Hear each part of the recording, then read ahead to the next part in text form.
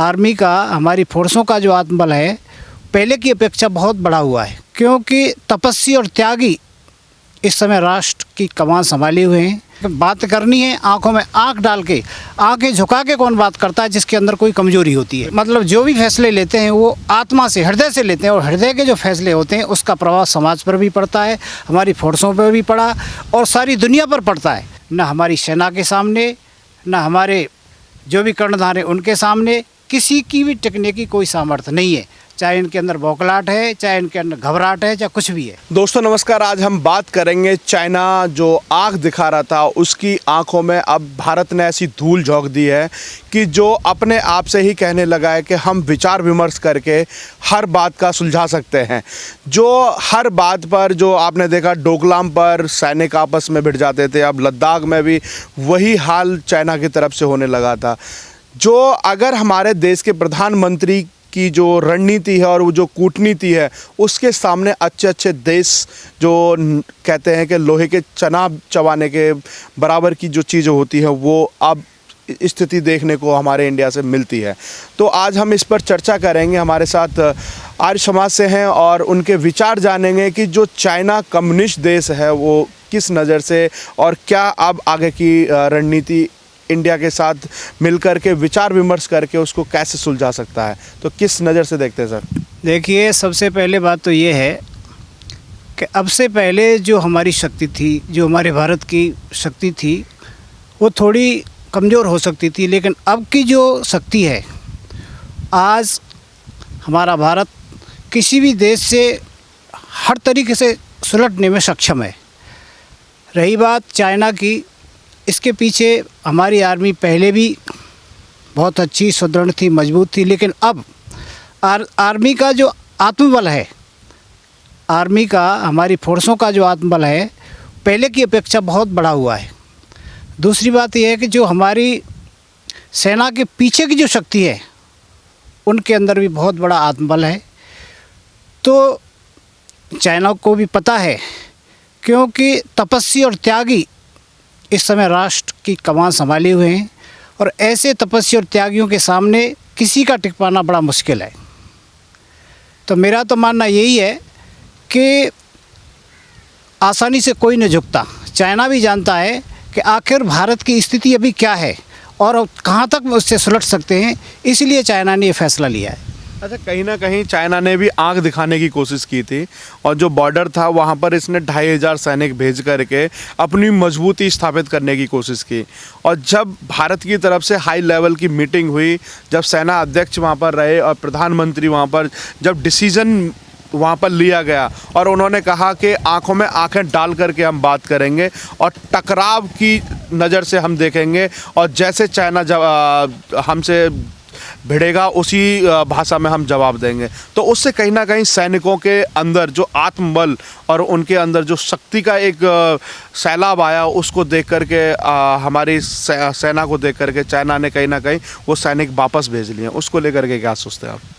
देखिए, मैं पहले भी कह चुका हूँ, जो भी आत्मबली होते हैं, जो स्वाभिमानी होते हैं, उनके अंदर ये बात होती है कि ना हम किसी को अपना देंगे और ना किसी से बलात् किसी का लेंगे। तो इसके पीछे यही रहा है, हमारे प्रधानमंत्री जी का ये रहा कि कहीं भी अगर कोई बात आती है हमारे ऊपर, तो हम कहीं भी किसी भी चीज़ में हम किसी से कम नहीं। अगर हम दूसरे का हड़प नहीं रहे तो दूसरे को देंगे भी नहीं। आँखों में आँखें बात डाल कर बात करने की बात यह है, क्यों कि अगर हम गलत नहीं हैं तो फिर हमारा झुकना किस लिए? हम किसी भी जगह ना तो हम गलत हैं, ना तो हमने किसी की भूमि को दबाया है, ना अपने आप में हम कमज़ोर हैं, ना हमारा आत्मबल कमज़ोर है, ना हमारी सेना कमज़ोर है। फिर हमारा झुकना किस लिए? इसलिए उन्होंने कहा कि बात करनी है, आंखों में आंख डाल के, आंखें झुका के कौन बात करता है जिसके अंदर कोई कमज़ोरी होती है। ना हमारी सेना के अंदर कोई कमज़ोरी है, ना हमारे राष्ट्र की कमान है उनके अंदर कोई कमज़ोरी। और आत्मबल, मैं तो कहता हूँ जितना आत्मबल हमारे मोदी जी का है, इतना आत्मबल शायद ही किसी के अंदर हो। तो वही आज देखने को भी मिला कि देश की जनता से ऐसी महामारी के समय में बोला कि आत्मनिर्भर बनिए। तो वही कहीं ना कहीं एक आत्मबल की शक्ति है जो अपने आप में एक दूसरे को देने की कोशिश की जाती है। बिल्कुल, जो सही चलता है, जो सत्य धर्म पर चलता है, जो देखिए मोदी जी अपने लिए नहीं, अब से पहले कुछ कुर्सी के लिए जिए, कुछ परिवार के लिए जिए, लेकिन मोदी जी का सीधा सा मतलब है मैं राष्ट्र के लिए जी रहा हूँ, मैं उनका जीवन राष्ट्र के लिए समर्पण है। उन्होंने मतलब जो भी फैसले लेते हैं वो आत्मा से, हृदय से लेते हैं, और हृदय के जो फैसले होते हैं उसका प्रभाव समाज पर भी पड़ता है, हमारी फोर्सों पर भी पड़ा और सारी दुनिया पर पड़ता है। यही कारण है कि आज हमारी जो कामयाबी चाइना से मिली है, इसी का ही कारण है। कहीं ना कहीं जब डोकलाम वाला विवाद चल रहा था, वहाँ पर राहुल गांधी हैं, चुपके से जाते हैं और चाइना के राज्यपाल से मिल कर के आते हैं, और वो चर्चा आज तक भी गुप्त ही रखी गई। तो क्या लगता है कि ये विपक्ष है वो हर जगह राजनीति खोजने की कोशिश करता है, तो क्या लगता है कि इसको खुल कर के सामने आना चाहिए अगर देश की सुरक्षा की बात होती है तो? देखो, एक कहावत है कि सामने से तो लड़ने की इनकी सामर्थ्य रही नहीं, कहीं से कोई ऐसा पॉइंट ढूंढने का प्रयास कर रहे हैं, ऐसे ना हताश निराशा इनके अंदर लगी हुई है। तो ये जैसे हमारी एक लोकल बात में कहावत है कि हारा हुआ बढ़ई इधर उधर घूमता है जब उसकी कोई पेश नहीं जाती। तो यही हाल है राहुल जी का। मैं तो ये समझता हूँ राहुल जी की इमेज तो हमारी नज़रों में तो बिल्कुल कुछ भी नहीं है। एक प्रधानमंत्री की तो बात छोड़ो, वो पता नहीं कौन से ये पार्टी किस भाव से उनको आगे किए हुए है, ये तो वो जाने। लेकिन बात ये है कि कहीं ना कहीं कोई त्रुटि, देखिए जो काग होता है ना, कौवा जो होता है, कौवा जो होता है वो पशु के स्वस्थ अंग को नहीं देखता, उसके अंदर कैसा सुंदर है, ये कैसा क्या है, वो क्या देखता है, वो कोई ना कोई घाव देखता है, पस देखता है, मवाद देखता है और जाकर उसमें चोंच मारता है। तो ये मैं तो मानता हूँ इनका यही स्वभाव, काग दृष्टि इनकी बन चुकी है, कोए वाली दृष्टि बन चुकी है। अच्छाइयाँ जो भी हमारी सरकार की, जो मोदी सरकार की जो भी अच्छाइयाँ हैं उन पर इनकी नज़र नहीं जाती, इनकी काग दृष्टि हो गई है, मेरा तो मानना ये है। तो कहीं ना कहीं मुझे ऐसा लगता है कि जैसे पीओके पर हमारी सेना और जो हमारे इंडिया का जो मैप जो वेदर के रूप में दिखाया, तो उसको लेकर के कहीं ना कहीं चाइना बौखलाहट में आया, क्योंकि सदन से गृह मंत्री अमित शाह ने भी कहा था कि जब मैं पीओके की बात करता हूं तो उसमें एक्साइज चीन भी शामिल होता है, और चाइना के अंदर भी बहुत सारे बवाल खड़े हो रखे हैं। तो क्या लगता है कि वो इस बौखलाहट की वजह से वो ऐसी हरकतें कर रहा है?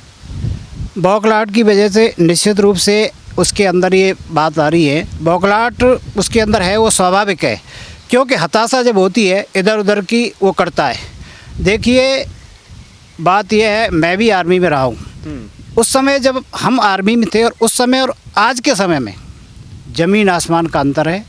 बौखलाहट हो या कुछ भी हो, इनकी कोई पेश जाने वाली है नहीं, क्योंकि इस समय मेरा तो यही मानना है, न हमारी सेना के सामने, न हमारे जो भी कर्णधार हैं उनके सामने किसी की भी टिकने की कोई सामर्थ्य नहीं है, चाहे इनके अंदर बौखलाहट है, चाहे इनके अंदर घबराहट है, चाहे कुछ भी है। तो कभी आपको मौका मिला कि जैसे आप आर्मी से रहे, तो कभी आपको मौका मिला चाइना बॉर्डर पे ड्यूटी देने का? नहीं, मेरे को ऐसा मौका नहीं मिला, मैं अक्सर पीस में ही मेरी ज़्यादातर ड्यूटी रही। अच्छा, हाँ। और सबसे बड़ी बात क्या है कि अब चाइना के अंदर एक विरोध का उबाल जैसा वहाँ पर उत्पन्न हो रहा है। हांगकांग है वो कह रहा है कि हमें चाइना से फ्री किया जाए, इधर ताइवान है वो भी फ्री करने की बात कर रहा है। तो क्या लगता है कि वो जो अपने अंदर जो गृह युद्ध छिड़ रहा है उस युद्ध को संभाल नहीं पा रहा है और वो इंडिया से युद्ध करने की कोशिश करने में लगा हुआ है, तो उसको लेकर के क्या लगता है कि पहले गृह युद्ध हो जाएगा कि इंडिया से युद्ध करने की कोशिश करेगा?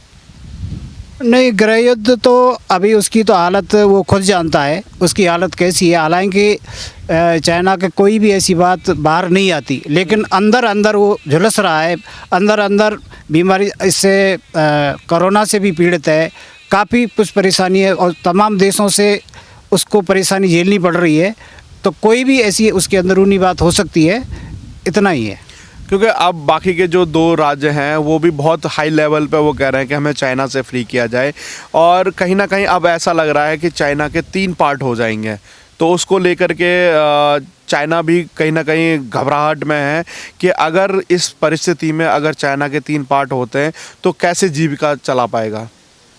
ये तो देखो भविष्य बताएगा आगे और उसका क्या होगा, क्योंकि जो भी स्थिति बनने जा रही है उसके आगे इसके लिए बारे में कुछ नहीं कहा जा सकता। तो कहीं ना कहीं जो हमारे CDS बिपिन रावत जी हैं, उन्होंने भी कहा था कि जब चाइना अपनी आर्थिक स्थिति या फिर अंदरूनी ग्रह क्लेश से जब परेशान होता है तभी वो इस तरह की हरकतें करता है, जो कि वहाँ के लोगों का जो ध्यान है उसको अलग करने के लिए।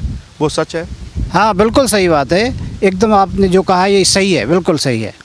तो अब क्या लगता है कि जो स्थिति है वो सुधार में आएंगी, जैसा कि चाइना कह चुका है कि हम विचार विमर्श करके हम इस मसले को ख़त्म कर देंगे, क्योंकि ट्रंप भी कह चुके हैं कि हम अगर दोनों देश चाहें तो मैं बीच में मध्यस्थता कर सकता हूं। कहीं ना कहीं झुकाव है ट्रंप का इंडिया की तरफ है, क्योंकि इंडिया का नरेंद्र मोदी का बहुत अच्छे दोस्त हैं वो।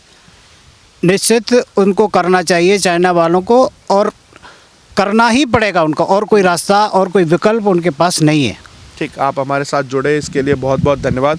तो आपको सबसे बड़ी बात है, महत्वपूर्ण बात ये रही है कि चाइना और इंडिया के अंदर जैसी जो तनातनी हुई उसके बीच में ट्रंप ने भी कह दिया कि मैं मध्यस्थता के लिए तैयार हूं अगर दोनों देश चाहें तो। जबकि इंडिया का बहुत अच्छा रिलेशन है अमेरिका के साथ, तो कहीं ना कहीं अगर एक सबसे बड़ी बात यह है कि अगर ट्रंप मध्यस्थता करते हैं तो कहीं ना कहीं पाकिस्तान भी अपनी खुशी के मारे वो भी बौखला आगे आ जाएगा, कहेगा कि जब वहाँ का मध्यस्थता कर सकते हैं तो POK के और कश्मीर वाले मध्यस्थता, उस पर भी आपको मध्यस्थता करनी चाहिए। तो हो सकता है कि इंडिया अपने फैसले खुद लेने में इतना सक्षम है, किसी की ज़रूरत नहीं पड़ेगी मध्यस्थता की। तो आप हमारे साथ जुड़े रहिए। जय हिंद, जय भारत।